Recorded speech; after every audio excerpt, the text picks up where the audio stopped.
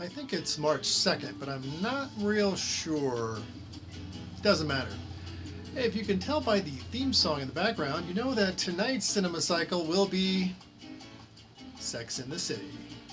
Season 1, I think it's episodes 7 through 12 or something. 2 hours of good Carrie Bradshaw goodness and sex appeal. Hot damn. So anyway, a couple first things here. It is March, first Cinema Cycle in March. It's the first Cinema Cycle where we've had a change of seasons, basically. I actually have the door open to the man cave, so there's an airflow in here, because it's actually kind of warm out here. Again, it's nighttime. The wife is out of town for an extended period of time, so I get to do Cinema Cycle whenever I want to during the day, not just in the early morning. So here we are at about 7 o'clock at night on a Wednesday, getting ready to watch Sex in the City. 4 hours. I've got my martini, got a few other things. I got the door open. Let's start cycling.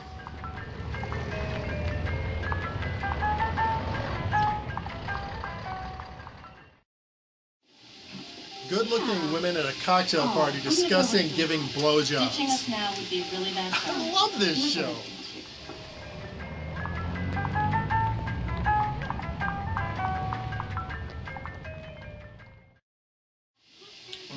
Excuse me. Munching on an olive for my martini. Who I'll have to say is probably the best way to watch Sex in the City is drinking your martini. Anyway, you know, I think this show is actually a national treasure, because where else do you get to hear women talk so frankly about having sex with men from the female point of view? It's just hilarious. Oh, and that little stumble there was because the cat's in here. The cat Holly is bumping up against the tripod that holds the video camera. Wasn't me. So yeah, I mean, it's just like, you know, this is, without sounding too giddy or too, biased toward this show, every 14 to 16-year-old man who's going through puberty needs to watch this entire series so they can have a better understanding of exactly what they're going to deal with when they start interacting with women. Because this is it. Female fantasy laid bare.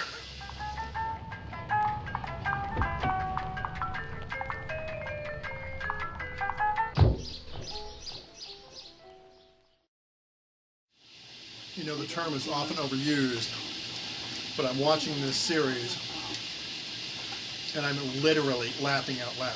I mean, this is so funny.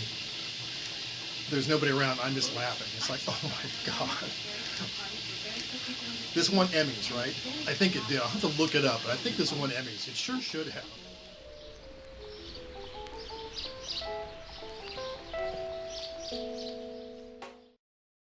End of episode number 7, season 1.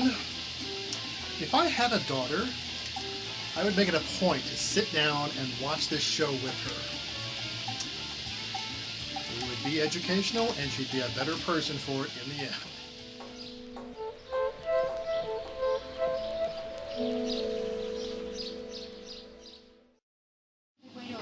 Okay, so we just got done with the scene where I think Miranda, one of the characters, has complained to her shrink that none of her friends want her for a threesome in bed with somebody else. And what's just so good is that you actually believe it. Like, yeah, okay, this is believable. Wait a minute, what? I'm sorry, it's just good television.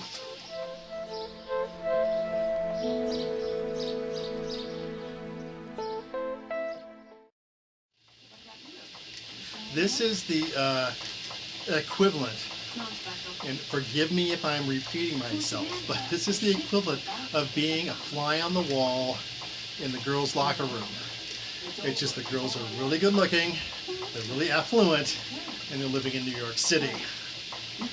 But it's like, you know, I'm certain these are the conversations that most women wish they had with their friends.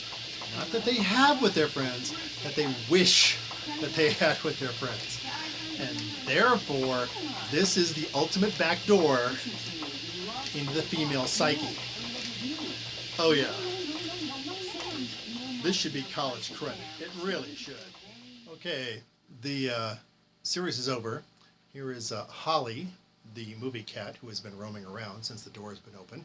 She's one of our strays who is the top cat in the household.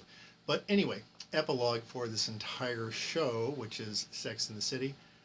You know, I've watched two of these. I'm going to quit now because I've got to go do some other things in the house. But if I had my druthers and I did not have any other things interfering in my life, I would keep watching this show. It's that good. So, thumbs up from Cinema Cycle. Sex in the City. Check it out. Holly recommends it too.